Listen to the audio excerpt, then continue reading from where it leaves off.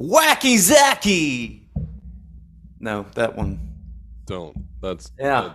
Do people ever call you Zacky? I mean, do people ever call you Eddie? Yes. That's more common than Zacky. True. Like you've probably heard somebody named Eddie more than you've ever heard anybody called Zacky. True. Yeah, I mean, like people say Zacharias. Yeah. Whatever. Anyway, so speaking of dumbass nicknames, did you know that there is a toy Hall of Fame? I did. It's actually quite interesting. Okay, so I didn't know that. Well, I'm a child, so yes, I know these things. This is true. When it comes to just about anything, if it doesn't have sugar, you're probably not involved. So Probably. apparently there is a National Toy Hall of Fame. Okay. Like national, like U.S. or like like the United States. I don't know if you're talking like Russia toys or Chinese toys. No, I mean Russian toys is just like nesting dolls and an AK-47 and vodka and potatoes. Yeah. So I mean that's anyway, the United States has one. Apparently it's in Rochester, New York. Okay. It was established in 1998, so fairly recent. But there were three toys that were inducted into the Toy Hall of Fame recently. I don't know. The story came out yesterday, so fairly recently. The first two I get, but if you had a Toy Hall of Fame since 1998, I don't know why it took this long for this board game to be there. But the first one is the All-American Girl doll. Okay. I don't even know how to say it right. I'm sorry. It is the American Girl dolls. American Girl dolls, right. Which I guess are pretty popular. I think Target has like a knockoff of them. They're really expensive. Expensive as hell too. Yeah, there's like a million accessories. It's like Barbie doll on steroids, right? Right. So, all right, cool. They're fairly popular. The second one is Risk. I don't know if you've ever played Risk. Yeah, I remember playing it on the computer, never played the board game. So, don't start the board game unless you have like a week to devote to the game. It's kind of like Monopoly. Well, there's a hell of a lot more strategy involved in Monopoly. I mean, in Risk than there is in Monopoly. But yeah, no, it takes forever because it's like your army versus my army, and then however many guys you have is how many guys I can fight. You have to roll dice every time. So if you have like 50 dudes versus 45 dudes, then it takes like 700 rolls to defeat a country. So it takes a while. Right. And if you watch Seinfeld, which I'm watching Seinfeld on Netflix now since all the episodes are on there, there's an episode where Kramer and Newman, they play Risk, and they play it over like a month period, and they just have to leave the board at Jerry's apartment. And nobody can touch it. So it's kind of funny. I don't know. The game to me is really fun, but you have to have like 3 or 4 people that are dedicated to playing it. Okay. And if you don't play it constantly, then it takes forever, and then nobody wins, and then that sucks. Right. But the third thing that got inducted into the National Toy Hall of Fame. I don't know if they only do 3 every year or this is just a special year. I don't know. But it's sand. Say that again? Yeah, no, you heard me right. Sand. Sand. Like kinetic sand or No, nothing special about it. Just like regular ass sand that you'd find at the beach. They're reaching this year. Like they couldn't have gotten anything else. Like they went with sand. I mean, what's funny to me, though, is that this place has been around since 1998. Okay. So this is their 23rd year. Yep. If my math is correct. And they're inducting sand into the National Toy Hall. Like, sand's been around for millions and billions of years, and it just now got its due. Wow. Like, that's kind of fucked up, man. That should have been, well, I don't know. Do you play with sand? Not lately. Like I haven't been a fan of it in years. But like, Did your kids have a sandbox? Do they have a We sandbox? used to, but our neighbor would let their cats out and they would come shit in it, and so we had to get rid of it. So okay, that's what I was gonna ask you. Like, what is sand actually known for, other than just being Fucking a the huge neighborhood fucking cats litter coming to box? shit in it. Yeah, like even if you go play sand volleyball somewhere where they have like a court set up, there's just cat shit all over it. It's so gross. But I'm actually looking at the National Museum of Play, where I guess this is where the Hall of Fame is. You actually had things like Legos, Play-Doh, Frisbee, Barbie, like Tinker Toys, Erector sets, Etch a Sketch, Monopoly. These are all the first year inductions. okay, Um, and you look at, I give up on life. I just scrolled up and saw something that I can't believe this is actually in the fucking Hall of Fame. well, so the reason why I brought it up, I mean, obviously, I think it's ridiculous, but the American Girl doll, right? Yep. It got inducted, but then like when you look at what is already in, um, like a baby doll is already there, right? Like it's not like uh, what's the stupid? It's not like a Cabbage Patch doll. Right. It's Just not like a baby doll. Barbie. It's not the American, like just plain ass baby doll.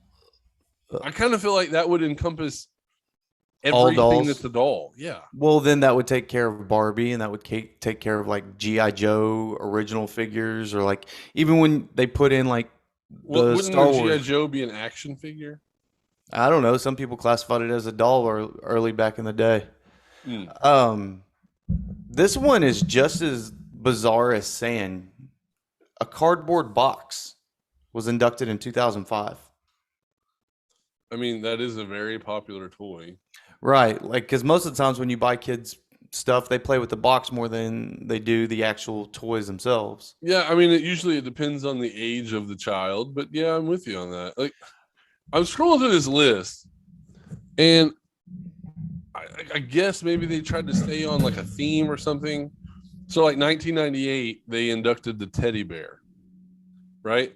But the Game Boy, the Nintendo Game Boy that fucking everyone had, Yeah. was inducted in 2009.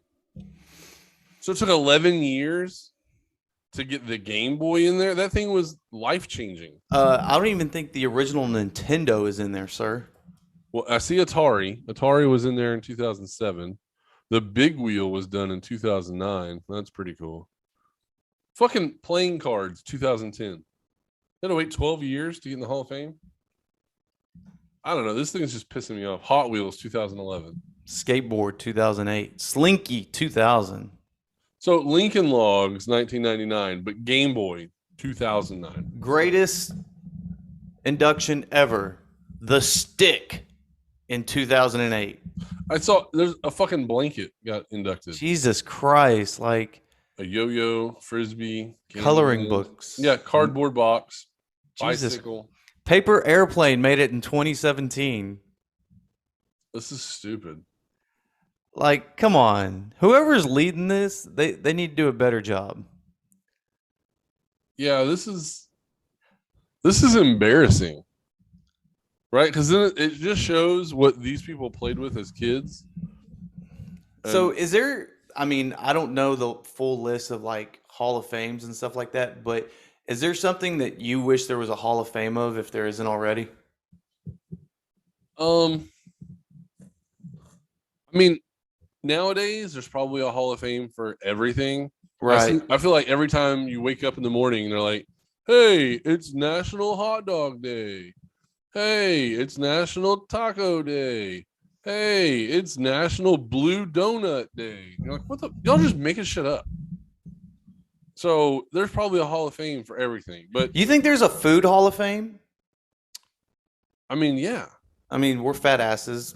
We well, that's what seems we like always talk about is we food, either talk about sports or food. basically. I mean, is that bad? No.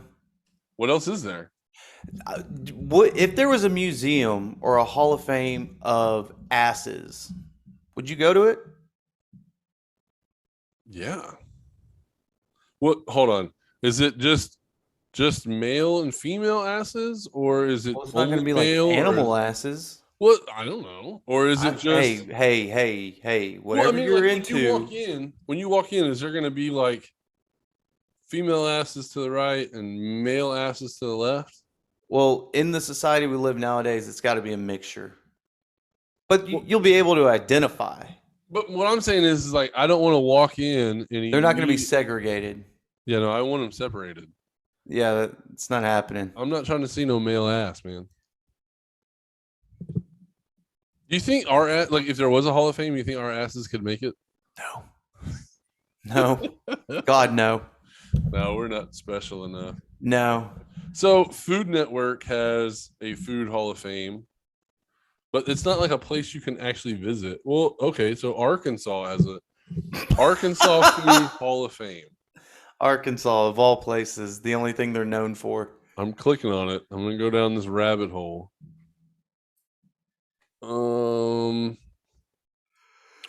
Holy shit.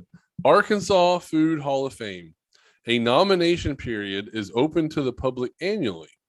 Final selection will be by a blue ribbon panel of judges by the Arkansas Food Hall of Fame committee. Can you imagine? Like, hi, I'm Ed. Nice to meet you. What do you do for a living? Well, I'm a board member of the Arkansas Food Hall of Fame committee. What? That's a thing. You heard me. That's freaking crazy. So, I don't know. It looks like these are just restaurants. See, Feltner's Whataburger, but it's WHATTA burger. I feel like we need a Hall of Fame of food place that you can go to, and the food that is in the Hall of Fame, you can get it, and it's not like a knockoff or something. It's like the authentic. Okay, meal. so are you going to have like, okay, we're in the Food Hall of Fame, so here's our hamburger wing, and it has like 17 billion places that have badass hamburgers? Well, I mean, it wouldn't be 17 billion because look at any Hall of Fame. It has to be exclusive, right? Right, but what I'm saying is are you going to have Burger King has a Hall of Fame burger? Okay. I'm asking. Does Burger King get in? Well, I'm not going to if the committee thinks so, yeah. So that's what we're talking about. So we're talking about restaurants. Anything. I mean, you could do if you wanted to do it to where it's just like here's a burger burgers are Hall of Fame, pizza Hall of Fame, tacos Hall of Fame. No, like you're gonna have to do a specific like place, right? That's what I was asking because or you chef. Could just say, "Hey, Food Hall of Fame hamburger, cheeseburger, double cheeseburger, double bacon cheeseburger, bacon cheeseburger, double bacon cheeseburger. Get pizza, it right. Meat lovers." Supreme, right? Like, so that just, I don't know. That sounds stupid now. We just went over a list of Toy Hall of Fame with cardboard box and stick. Hey, well, you know what? You know what got inducted in 2015? And I know we've all played with it. Myself? A Super Soaker. Oh. Well, dude, remember when those were like unregulated and you could pump that fucker up until it almost broke? And then when you shot somebody, it felt like they were drilling a hole in your back. Wow.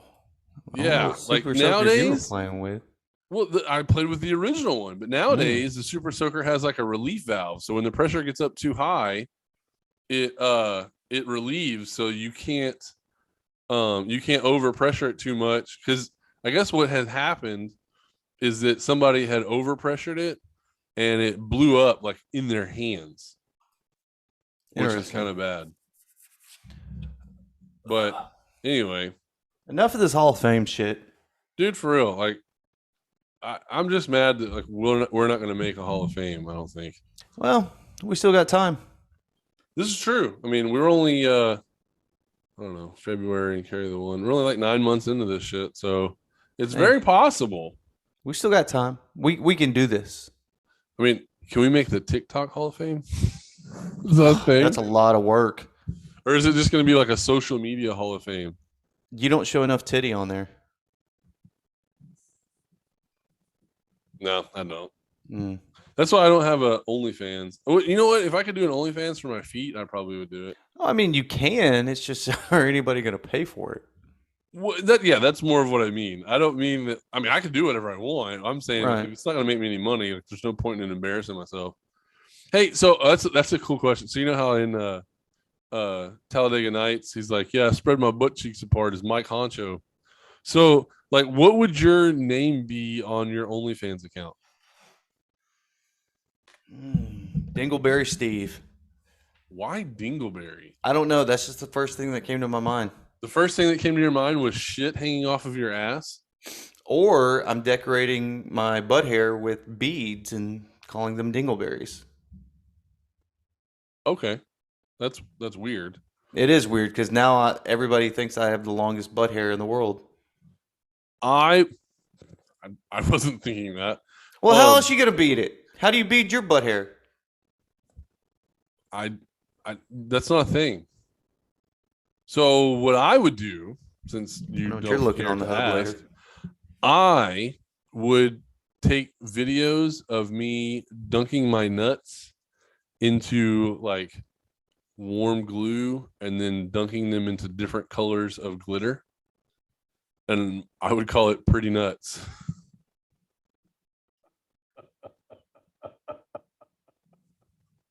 You know what? You might actually be onto something. Like I'm sure that there's a crowd out there. Like if you were to do season, like we're coming up on Christmas. If you were to go ahead and start doing some Christmas nuts, I could do jingle balls. people would pay to see that. I think you have something, sir. Look, I know that I have something because there's a dude I think on Instagram that, like, no joke, is a barber for pubic hair, and like it's so funny. I've seen pictures of the dude, like they blur out what it is, but he does, like, you know how like a barber like does an edge up and all that shit. He does this for your nut hair, and then for his Instagram, he posts like pictures. Like he poses in these pictures, and it's like this. I don't know if you can see it, but he's like, there's just all kinds of man meat like over his shoulder, but it has like these intricate designs. Like one guy had like lightning bolts cut into his pubes. Oh my god! And the guy like legit, like he means it. Like he thinks it's a cool thing, and people Yeah, pay man. for Can I get this a number shit. one faded into like a three? Right? Yeah, yeah. I want like a nice fade from my chest pubes down to my ball fro. I want to tame the lion mane a little bit, but I want to look fast. So can you put a lightning bolt just below my belly button? Can you go ahead and just put that line above my left sack? Just fade it all into an arrow that points to my dick. Like I just, Give me that Drake cut. dude, the way that people, yeah, I want the Patrick Mahomes. Can we do that? Do you think people are like dyeing it too and getting it lined? Dude, I don't know. I don't know. Cuz the only picture that I saw was the dude like on his knees like posing like this, but everything was blurred out. So, dude, I don't know. But apparently That's a big that no dude for me, is really dog. famous on Instagram. Good for him. I mean, yeah, he found something that worked. That's a no for me. Yeah, I'm not shaving any dick. Well, on that note, let's get this show started. Yeah, yeah, that was a weird avenue we went down. You ready? Started with toys, ended with nuts. Let's go. Woo!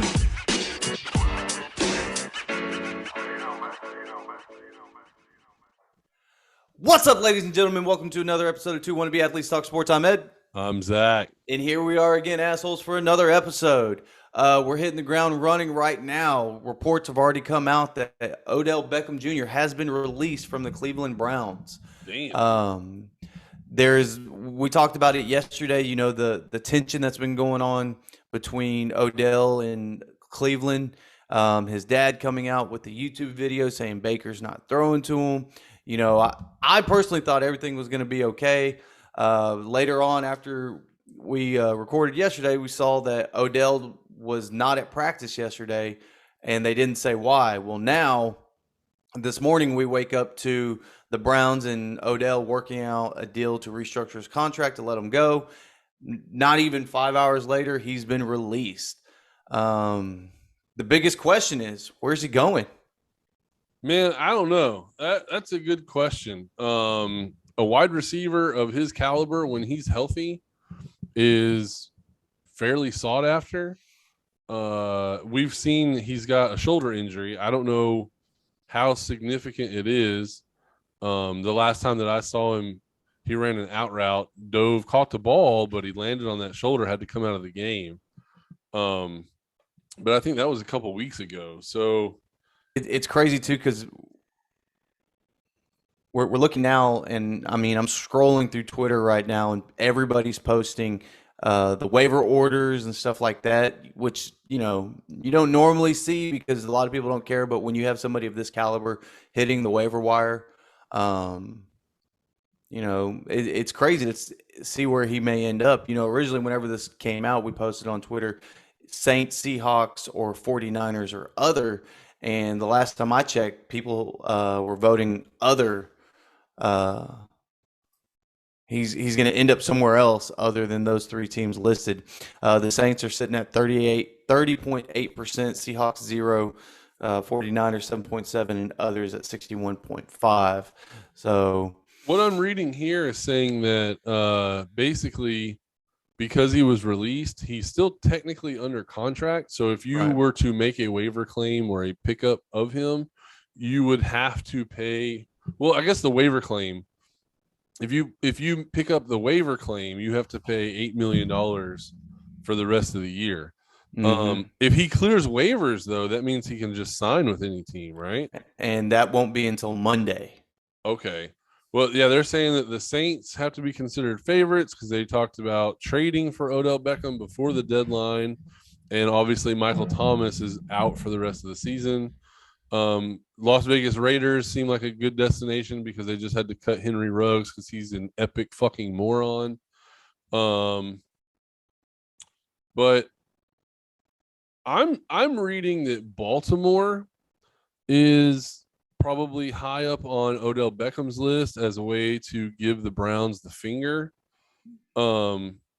Because the Baltimore Ravens play the Browns twice for the rest of the season. This is true. And he's kind of all about, giving people the finger and trying to show people up, and people that have said that he can't do this or he can't do that. He's all about beating that expectation. So that sounds pretty good. Could you imagine even if he went to like Cincinnati? So I don't think he's going to go to Cincinnati because I don't either, they but have three wide receivers there that are pretty good. That would be a crazy quad right there. Yeah, but I'm thinking so Green Bay needs a wide receiver. Yeah, they didn't really do much in the trades before the trade deadline. But now you don't have to trade for him, right? If he clears waivers, which I think he will, because I don't think anybody wants to pay him $8 million. But if he clears waivers, then he can go wherever he wants. So if Green Bay reaches out to him, he's an upgrade over Valdez Scantling and Lazard. Yeah, sure. And having Devontae Adams playing on the other side, Odell Beckham's going to get one-on-one coverage. true. So, I mean, that sounds good to me, but I don't know. So let's just go ahead and throw it out there now. Throw our votes. Do you think he'll get picked up before Monday or after Monday? No, I think he'll clear waivers and he'll have to sign a contract as a free agent. And you think Green Bay is going to be his landing spot?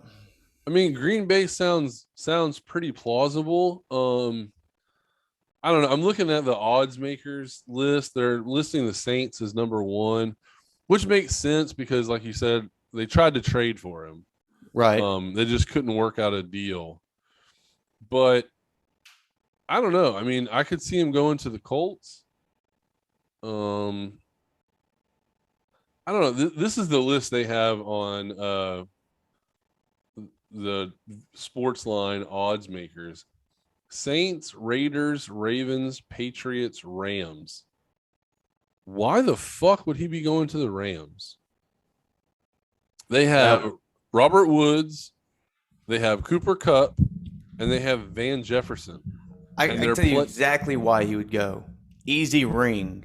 well, and that's not necessarily even true, right? Because as far as I'm concerned, Tom Brady still plays in Tampa Bay, right? Yeah, but And Aaron Rodgers still plays in Green Bay, right? uh, I know you have high hopes on Green Bay and Aaron Rodgers winning this year, but the strength that is of the Rams, and especially with them adding Von Miller, and if they add Odell on there, like They're not that adding is. Odell. I'm telling Oh, you right now, he is not going I to. agree with you on that. I don't see that. Um, I could easily see the Raiders. I don't see the Saints because of the fact like this is going to be a 1 year like rest of the season kind of deal, right? Yeah. And if I'm Odell Beckham and if I clear waivers and tons of teams are coming at me, I'm going for right now championship, right? I'll Yeah. worry about next year when next year comes, right? But Well, then that's definitely not Saints, Raiders, Ravens, Patriots. this is Maybe true. Ravens, maybe. But I mean, Hollywood Brown and then Rashad Bateman. Man, maybe Baltimore's a good play. But the thing is, though, is that they run the ball. Like they are a running football team. Mm, Odell Beckham likes the ball thrown to him. And I think part of the reason why he's disgruntled in Cleveland is because they had that two-headed monster of running backs and they didn't throw the ball very much. yeah. Right? They were winning games and Baker wasn't even throwing for 180 yards. So I don't know. But I mean, for Odell Beckham to be happy, they'd have to throw the ball a lot. The Patriots could make him get in line, though. I think the idea of Bill Belichick, having as many skins on the wall as he does, that might make Odell Beckham kind of sit down and evaluate. Hey, you know what? This guy kind of knows what he's talking about. Maybe I need to fucking listen. What about But adding him on with the Chargers? I don't think the Chargers are ready to compete yet. So I think I think you're right. I think he wants to go somewhere where he has a shot to win immediately. And if that's the case, I think we can eliminate the Chargers. What about Kansas City? So Kansas City can compete and they throw the ball a hell of a lot. But whose spot is he taking? He's Right. going to have to take Hardman and Gordon. Right, Like he's going because to take that number 3 spot. he wouldn't be number two. Well, I mean, I'm counting Kelsey in there, but I mean, as far Yeah, as wide okay, I receivers, can yeah, see he'd that. have to be number 2. I mean, he would definitely be number three on the target list, Right. right? Because, like you said, yeah, Travis Kelsey is going to get those Because targets. him and Tyreek next to each other, that's deadly. And then you Yep. always have to worry about Pringle, Hardman, and, well, not so much Gordon, but I mean, you can't ever just sleep on them.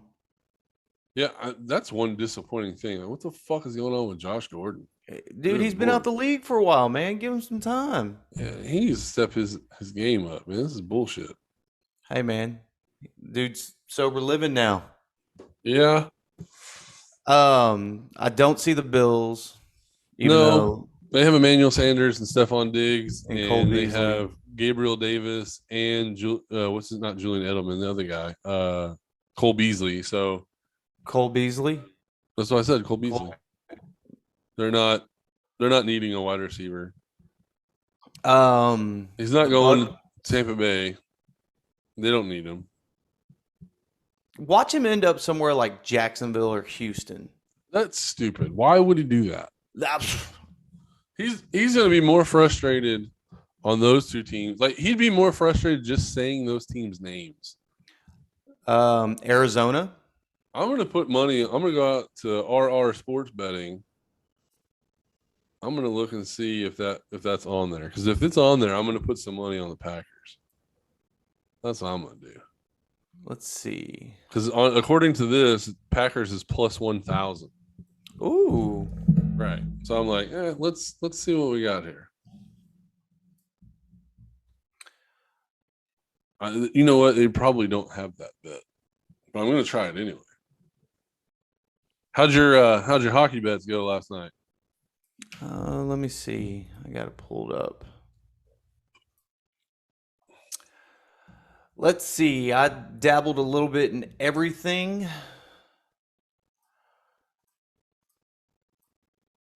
I was 4 for 9 on my over unders and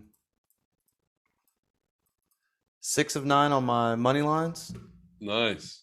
So 6 to 9 gets you paid, man. 69 always gets you paid, sir. Well, yeah, but sometimes you just have to wipe your face. Mm. It doesn't look like they have it posted right now. No, I didn't see it either.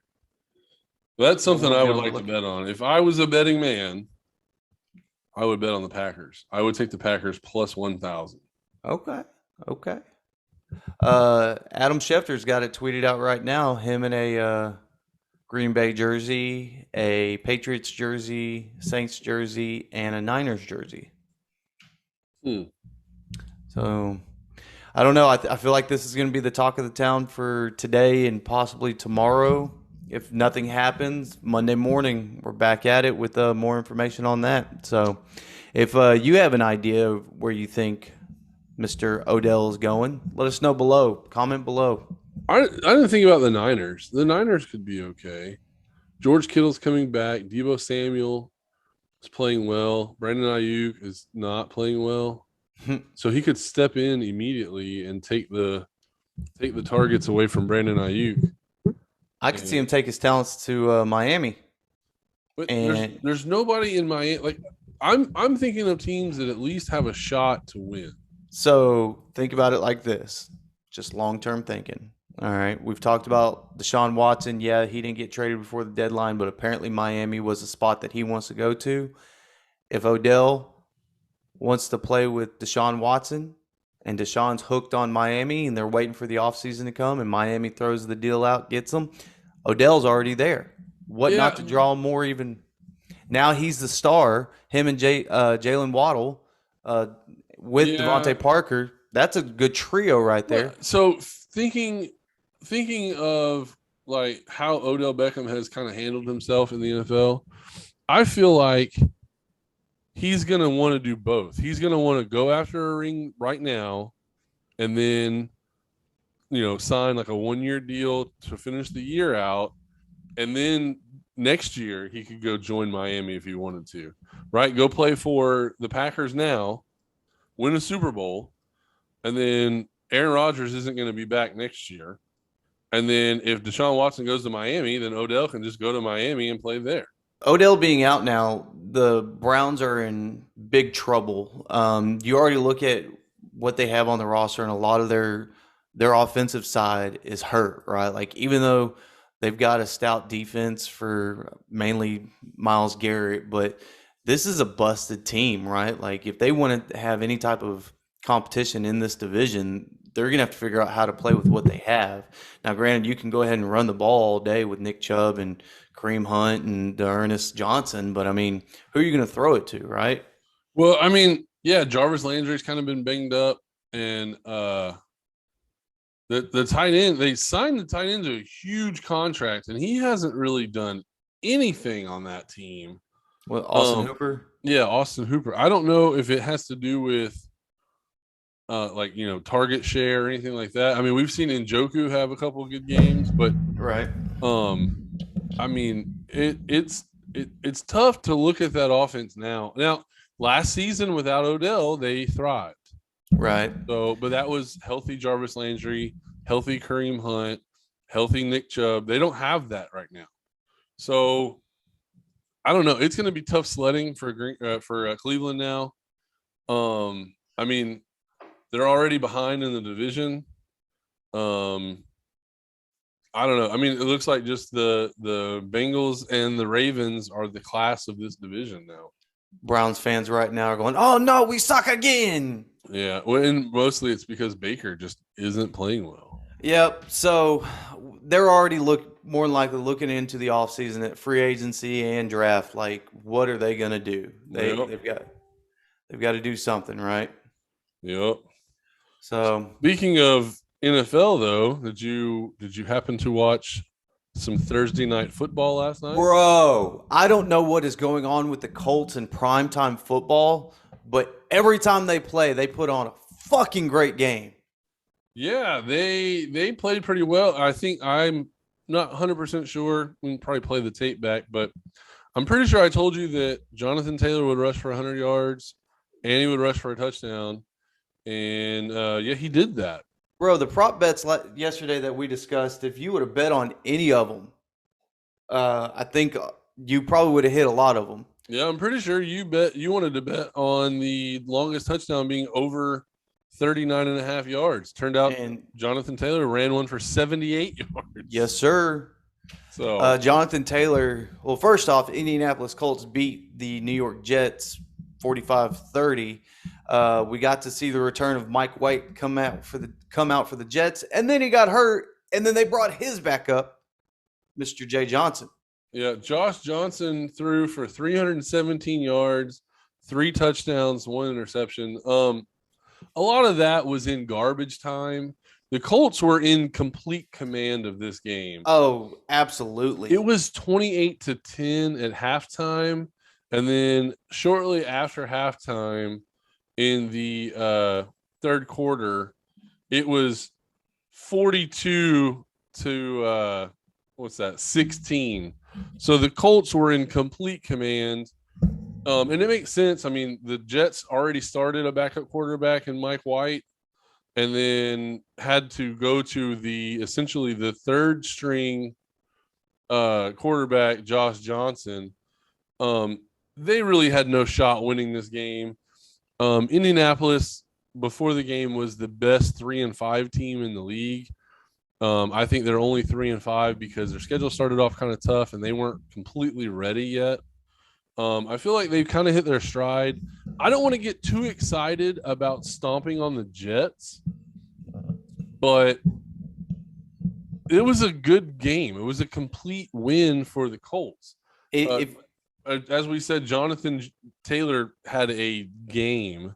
He had a 78-yard run for a touchdown, but you take that away, and he still ran 18 carries for 94 yards and a touchdown. So 172 rushing yards and 2 touchdowns. And Carson Wentz threw for just under 300 yards, 272, and 3 touchdowns. So it was a complete game. The defense played great up until the fourth quarter, and they just completely dominated the game. Yeah, the score shows 45-30, but it wasn't even that close. So first off, if you're a Jets fan, you have got to be super pleased with how this team has performed over the past 2 weeks, and pray that this continues on through this season into the next after the draft and whatever else they may do in the offseason. My biggest takeaway, so the Jets using Elijah Moore yesterday is what I've been looking for all season. 7 for 84 yards? Yep, with 2 touchdowns.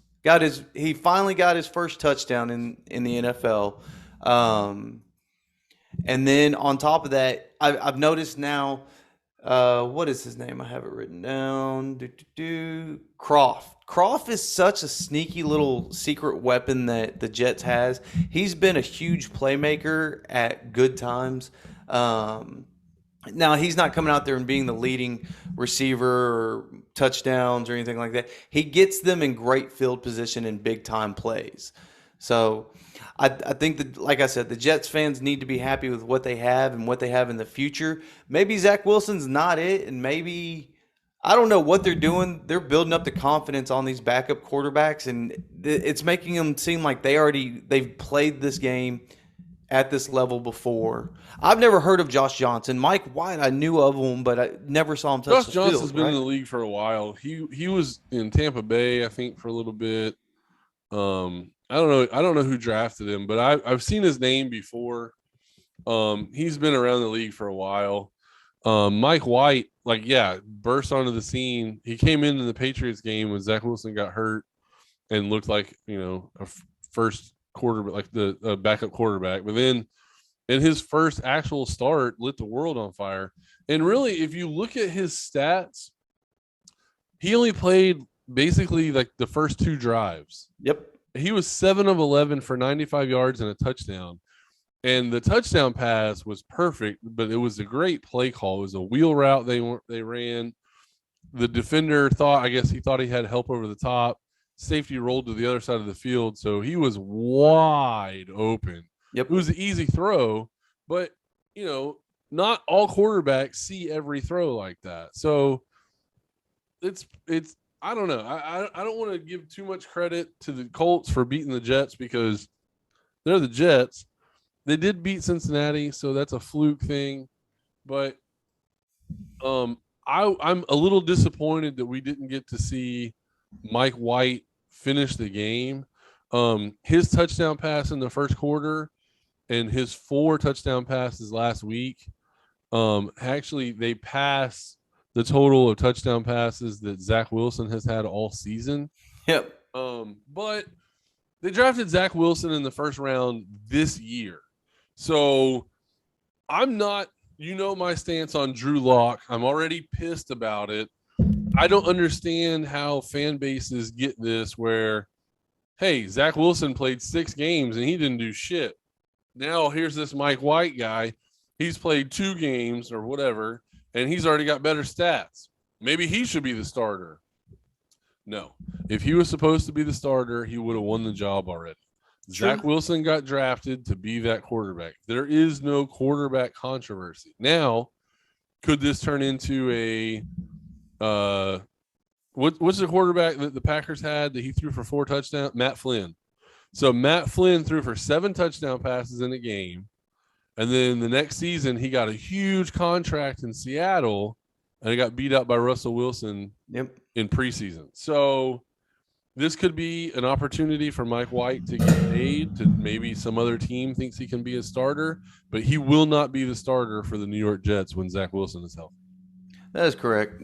But I also think that this is boosting both him and Josh Johnson's stock a little bit. Other teams are watching them, probably looking at their contracts, seeing if they're wanting one of these 2 guys for a solid number 2. And who knows, maybe somebody's going to want to try to make them a number 1. Are either one of them a number 1? Absolutely not. No. Josh Johnson, like you said, has been in the league since 2008. That was 13 years ago, folks. Yeah, he's not about to be an elite quarterback. No, he would have put it together before now. Right. So, but on the flip side of it, I've got to give it to the Colts, man, and the craftiness of some of the plays that they were running. They did a little shuffle pass to Jack Doyle in the second on 2nd and goal for the touchdown, to where they continue to do handoff, fake to handoff to Jonathan Taylor, and then they pitched it to Jack Doyle. Fooled the defense completely, and Jack Doyle walked in for a touchdown. The whole run game for the Colts was great yesterday for a total of 260 rushing yards with 3 touchdowns. Nyheim Hines was 74 rushing yards. Just his longest was 34 yards. The Jets could not stop the run yesterday. Yeah. That was a piss poor performance through the first 3 quarters of the Jets defense. I understand that your team is bad, but have some pride. Don't let teams just line up and punch you in the fucking mouth like that. And, this is probably the downfall, too. Here I am, praising the Colts for another great primetime game, but at the end of the day, it was against the Jets, right? Right. Anybody they're still 4-5, right? They're not – I guess now technically they're going to be in line to contend for the division. Huh? Absolutely. They play Jacksonville next week, which should be another win. With Tennessee playing the Rams this week, that should probably tie them up for the division. Well, so it'll put the Titans at, if they lose, it'll put them at 6-3. They're going to lose, and it'll put the Colts at 5-5. So they're still going to be a couple games back, but. When you're 1 win away and you're going to play that opponent, it's inevitable that you're going to catch up to him if you think you're better. So, I think the way Carson Wentz is playing though is impeccable. I think he was 22 of 30 for 272 yards and 3 touchdowns. That's pretty good, and he still doesn't have many interceptions. No, and he doesn't. I don't want to say he looks like his. The form when the Eagles won the Super Bowl and he got hurt. He doesn't look like that, but I like to see him playing with some confidence. Anytime your quarterback is confident, I think it's way better for your team.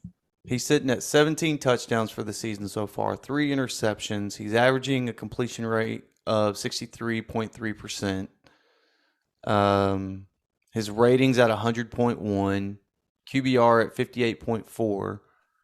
Like he's just under 2,200 passing yards for the season. He's doing great, man, and maybe him and his former coach being back together, him being out of Philly, actually having a run game, I think that's out. what's helping him the most, the run game, because when you look at his stats for this past game, he threw for 272 yards, but the wide receivers, Michael Pittman had 5 receptions for 64 yards. Zach Pascal had 4 receptions for 58 yards. Naheem Hines had 4 receptions for 34 yards. So, he's spreading it around. Yep. Right. There's not one dominant wide receiver where he had 14 targets and 9 catches for 170 yards. None of that happened. So the ability for him to spread it around is beneficial. And I think that shows me even more that Carson Wentz is getting better and he's returning to form. And you look at Jonathan Taylor. Jonathan Taylor is leading out of 9 games the running game or in average yards per carry at 5.9. That is outstanding and truly, like we said, helping Carson and the rest of the offense out. So I don't know. They've got an easy one again, like we said, next week against Jacksonville. So we'll see how that goes. And it looks like they're going to beat up on the division for a little while. Yeah. That's okay. Speaking of the division, Tyrod Taylor was announced as the Houston Texans starting quarterback, which has changed the lines a little bit. Oh, yeah? What did it go to? What was it yesterday? I don't know. It only dropped half a point. What is it now? They still have Miami favored at 5.5. If Tyrod Taylor is playing and he's healthy, I'm going to say Houston money line. Yeah. Houston looked like a completely different team when the season started and Tyrod Taylor was their quarterback. You can probably look for a big game out of Brandon Cooks on that game. Yeah, he's going to have 1,700 targets. Oh, to piss you off some. What? There have been breaking news out of, what is it called? Broncos camp. Oh, shit. What? Yep. Broncos GM George Patton acknowledged the organization is not approaching a rebuild, and they have named Teddy Bridgewater and Justin Simmons as 2 players that they're going to build around. Why? So I saw a story about Patton. I think you say his name. I think you actually pronounce it Peyton. Patton? Yeah. So anyway, Patton?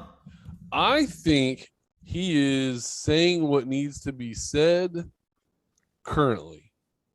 He also has been quoted as saying that he is happy that Vic Fangio is his coach. He doesn't want anybody else. He doesn't think that anyone else in the same situation would be able to handle it.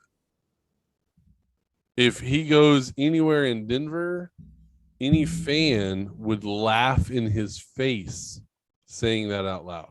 Oh, absolutely. Vic Fangio can't even manage timeouts properly. I'm pretty sure he's not handling the quarterback situation or any other situation with the team correctly. Yeah. So there's that. I am this close.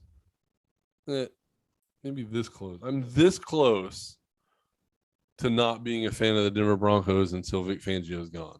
Wow. I can't do it.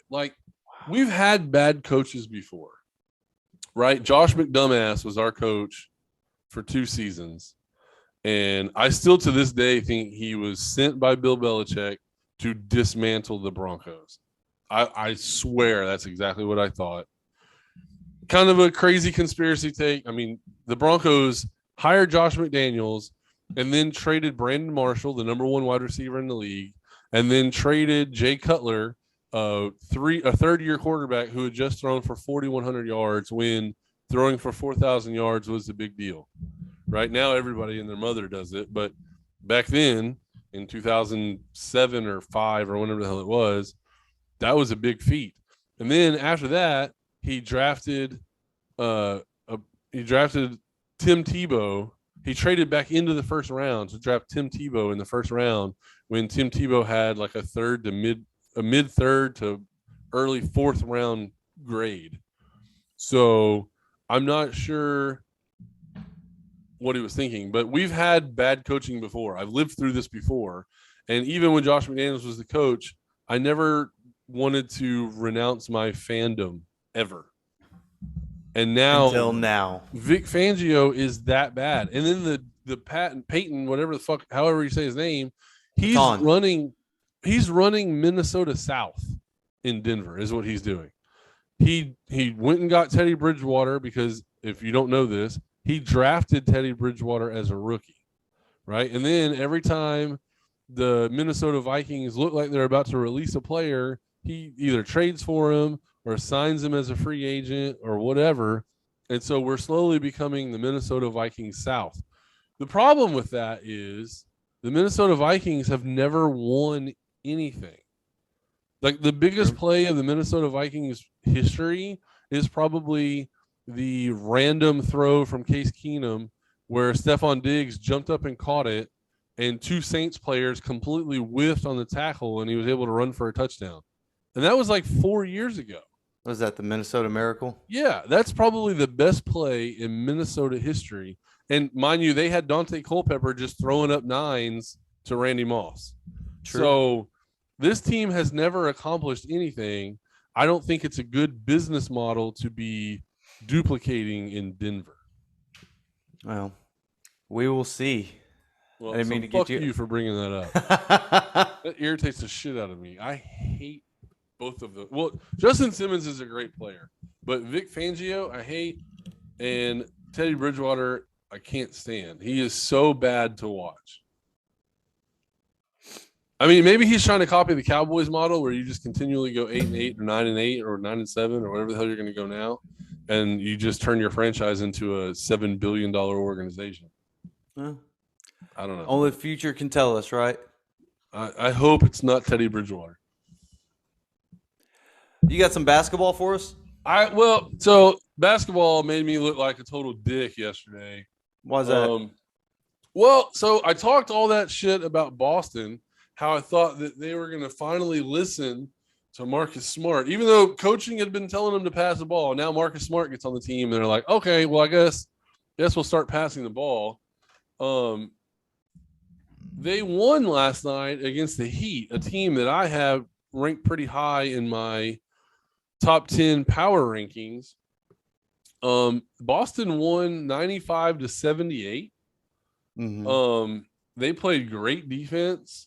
They forced Miami to take bad shots. They out rebounded Miami. They did everything. They won every facet of the game. And like the highest scoring person on the team was Jaylen Brown. Yep. 17 points. Like he averages 26. Jason Tatum has been averaging 24. He only had 10 points. Of course, he had 0 points until the third quarter. So there's that too. But I mean, Marcus Smart had 9. Al Horford had a hell of a game. He kind of took over in the third quarter, and that's when they really distanced themselves from the Heat. The Heat were shooting terribly, and then it didn't help that halfway through the third quarter, Kyle Lowry left the floor with I think he twisted his ankle. So it didn't work out well for the Heat, but Celtics looked really good. If they can continue this unselfish type basketball, the other role players play really good defense. So it's possible that a team like the Celtics with Jaylen Brown, not he wants to be a superstar, but not jacking up shots and becoming a superstar and completely destroying the rest of his team. I think they can be pretty good. I mean, the Heat The Heat shot horribly. I mean, really, both teams shot pretty bad. 39.7% for the Celtics to 34.6% for the Heat. But the difference was the Celtics made 39% of their 3-point shots, while the Heat only made 22%. And that's going to cost you some games. Not only is it going to cost you games because you're not hitting the three, but oh yeah, I hate when that happens. But the other team, you're not even contesting their 3-point shots. Obviously, they're knocking them down. You need to make those shots harder. You need to be in people's faces. You need to do the old Shane Battier cover their face while they're shooting type thing.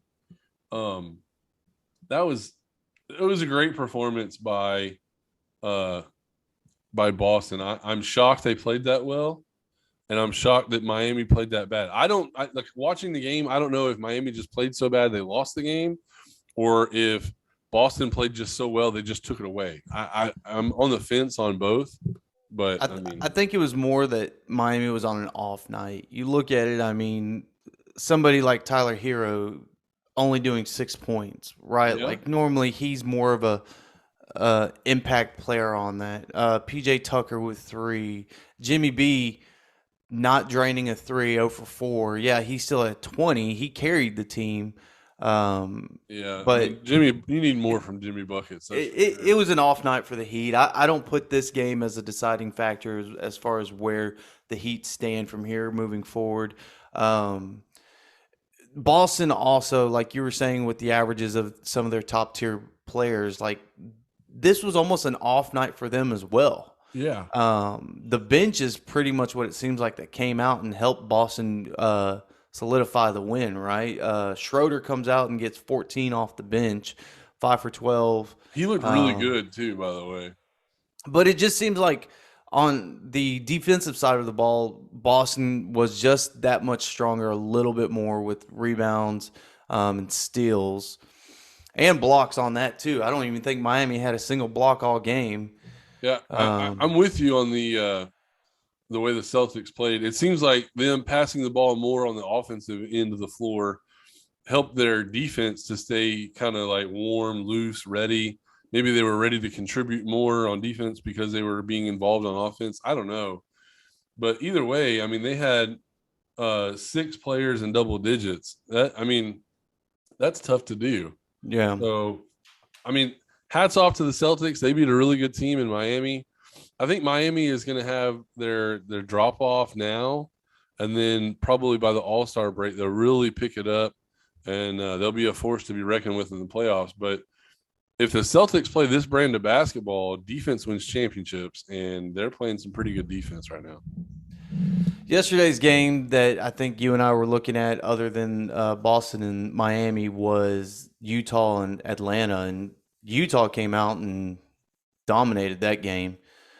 Trae Young, of course, for Atlanta was their leading scorer with 21 points. But Utah came out and, I mean, they're starting 5. 4 of the 5 were in double digits. O'Neal was 1 point away from double digits on points. Clarkson comes off the bench with 30. He was 10 for 19 and 4 and 10 from 3-point land. Nice. Just out. They were balling out of their mind last night in Utah. Oh yeah, no, I'm with you on that. Yeah, I'm looking at the same thing in Atlanta. Atlanta's 4 of their 5 starters were double digits with I'm not even trying to pronounce his name, Bogdanovich, whatever. 8 points with him. Bogdanovich. But just like how we mentioned with Miami, the missing of threes was Atlanta's problem. 7 for 28 compared to Utah 17 for 41. Yeah, I mean, I'm looking at field goal percentage. The Utah Jazz was shooting just over 50% from the floor. That's a great night. Anytime you can shoot over 50%, I think that's usually going to be a win.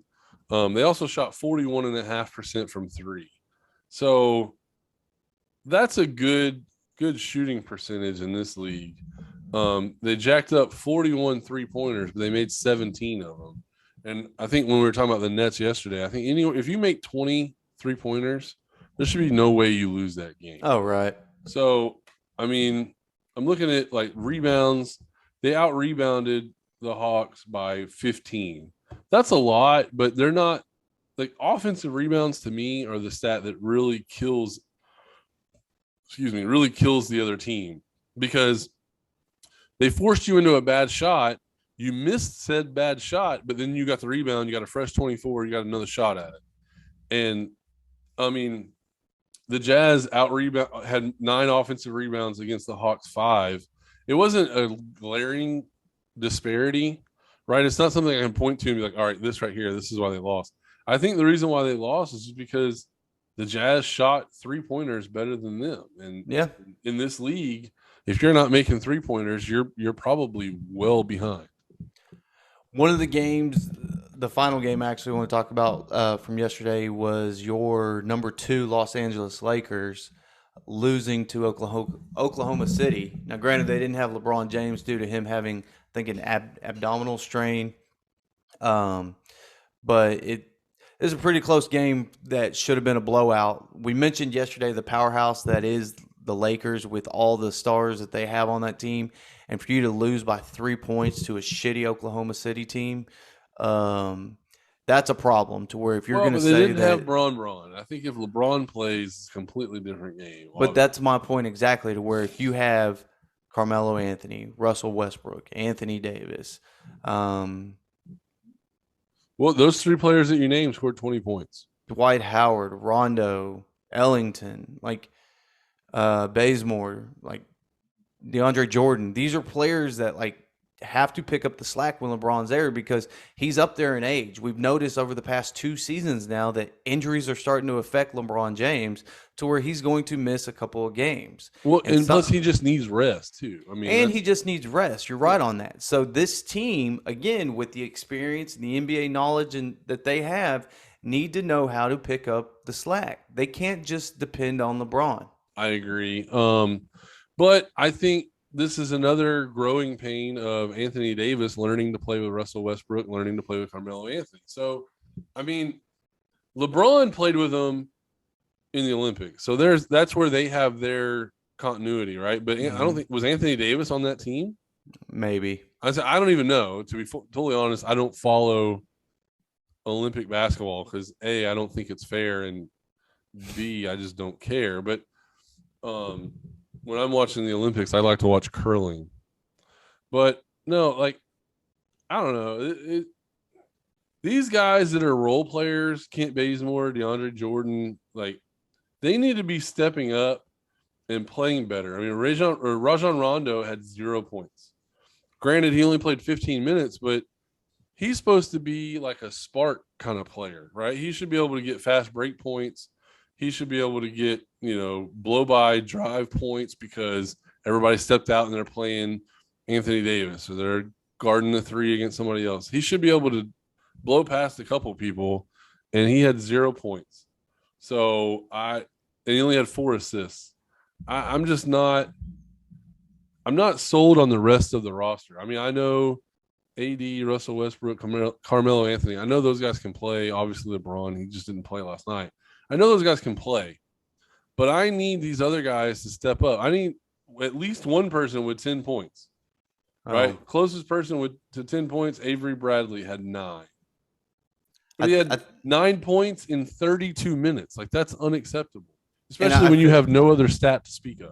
I feel like we're a broken record because we keep saying it's the early part of the season and stuff, but I think this is a true sign of a team that's going to implode because of there's too many Chiefs on the court. You could be right. I disagree with you on that part. I think LeBron is going to command the respect. LeBron has all the skin in the game. He has all the rings on his hands. So true. I kind of think they're going to just shut up and listen to him and follow his lead. And in the playoffs, it'll be a completely different team. Hopefully, if they make it that far. But they're going to make the playoffs. I don't think we have to worry about that. The NBA only has 32 teams, and I think 24 of them make the fucking playoffs. So, if he's one of the 18, it's not true, but if he's one of the 8 teams that has to stay home, then something's wrong. They need to blow up that roster anyway. He's probably going to go somewhere else. If the playoffs started today, they would go in as the sixth seed in the Western Conference. And they've been But playing like shit. So right, and I mean, you look at who's above them. Utah sitting at 7-1, Golden State 6-1, Dallas at 5-3, Memphis 5-3, Phoenix 4-3, with the Nuggets and Kings right behind them. So I don't know. I've told you before, I don't have a lot of faith in this Lakers team. 5 years ago, I would have been a huge fan of them. yep. I don't think that they're going to jive well, and I think we're seeing a lot of signs of it that's showing some truth to it. Now, again, hopefully things can start progressing more in their favor, but I don't see it happening. I see some of these players being used for trade bait, just to get maybe some younger players. I don't know, but I don't see this team that we see right now will not be the same group of guys on the roster come playoff time. Okay. So they're gonna make a move, I guess. They're going to have to, All because right. if they keep performing this way with or without LeBron James, like they're not going to go far into the playoffs. Yeah, I can see that. I mean, usually the teams that go far in the playoffs have a pretty deep bench. Um, I mean, even though in the playoffs you're not playing all the bench, you're only playing like 8 players in a rotation. But I don't know. I think they're going to end up finishing like the second or third seed in the West.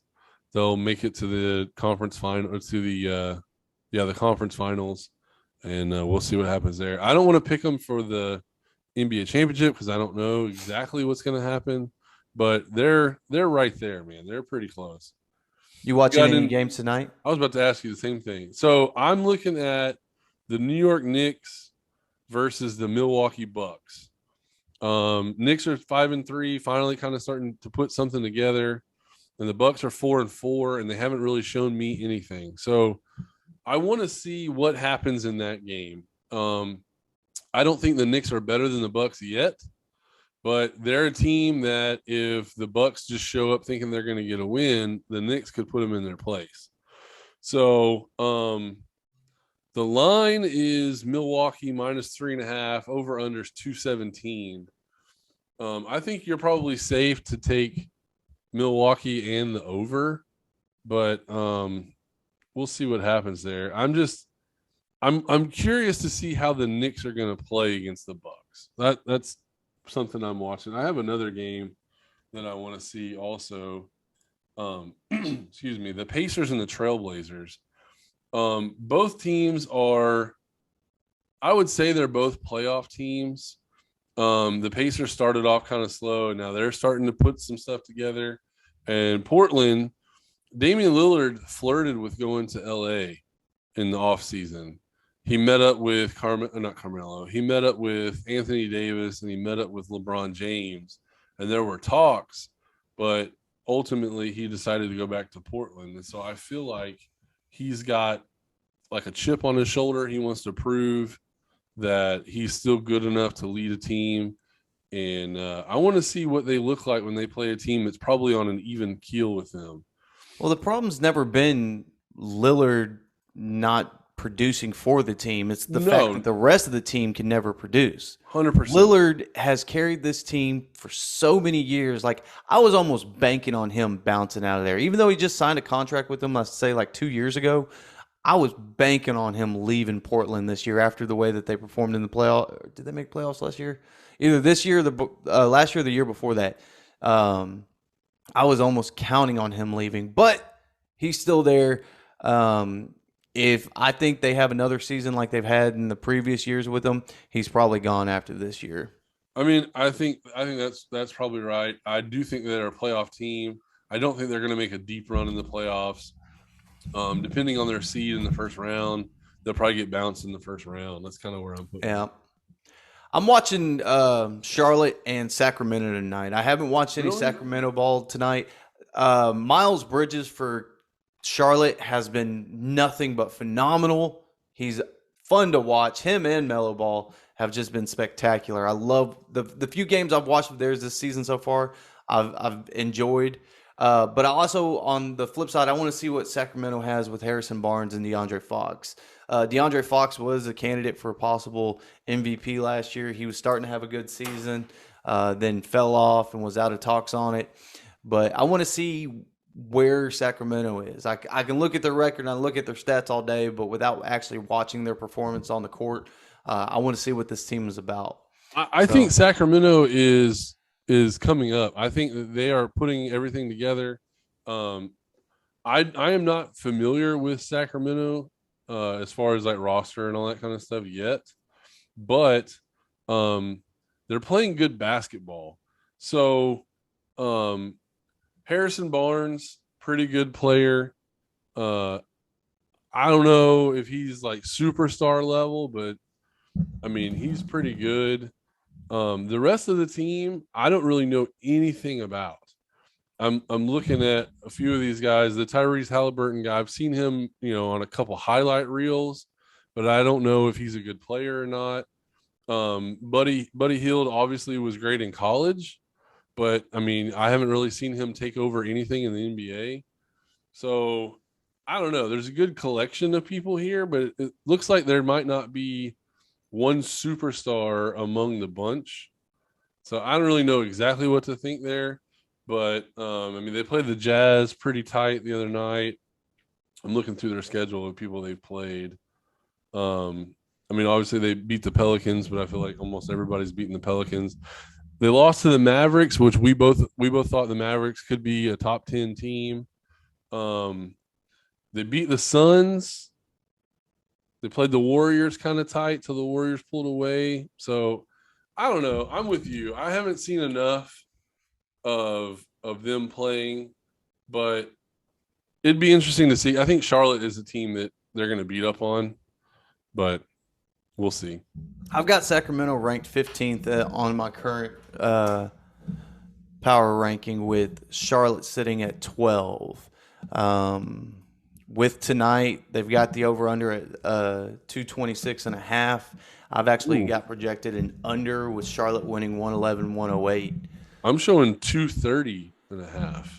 Oh, did they change it? Yeah, I'm looking at it right now on RR, and it's showing. Hold on, Sacramento. So it's showing Sacramento Kings minus 1.5, over under 230.5. Oh, they changed it then since it's earlier this morning.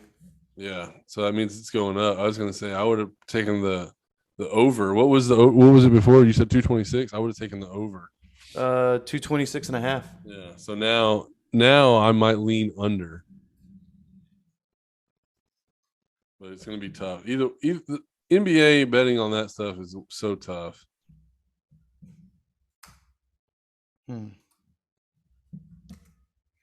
Why will you not let me? Okay.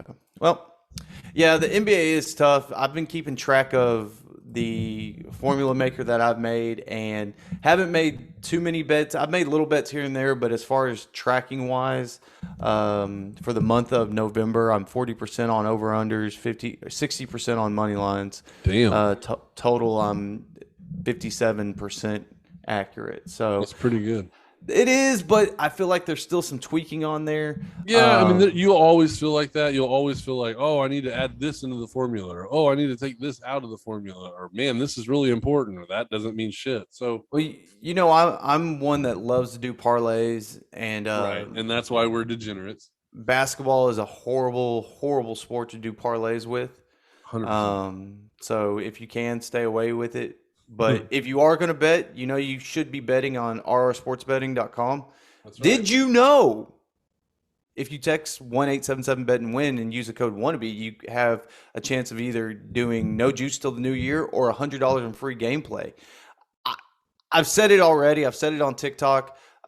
We've said it all over Facebook. We've said it on here multiple times. How are you not signing up and using $100 of their money, right? Right. They're giving it away.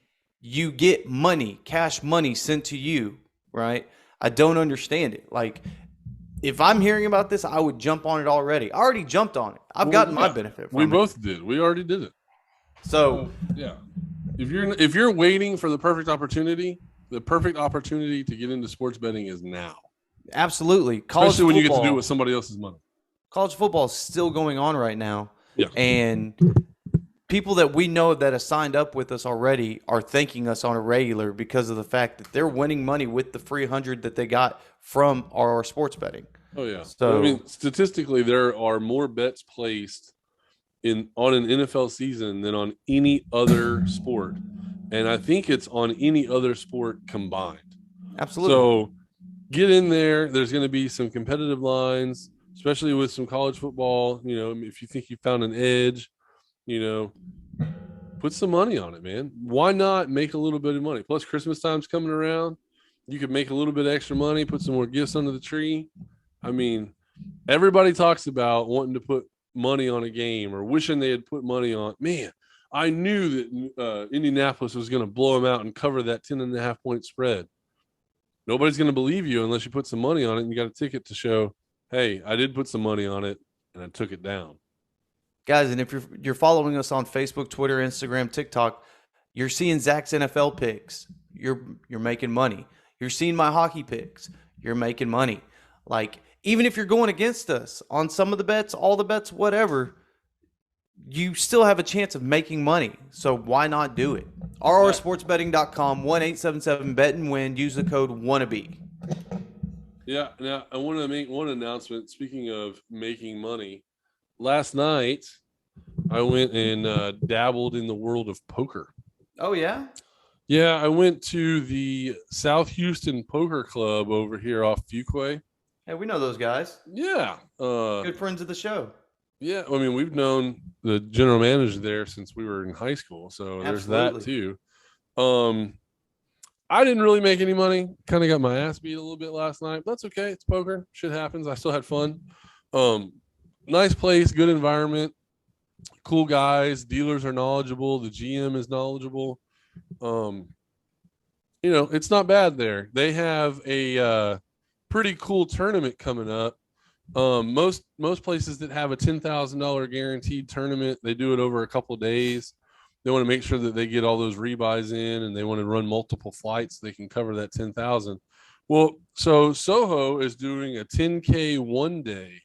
So on December 4th, they will have a one day tournament, $230 buy-in, no rebuys. So it's a complete freeze out. Wow. $10,000 guaranteed, and they start either 11 or 12. I think it's 12, and they'll play all day till they make a winner.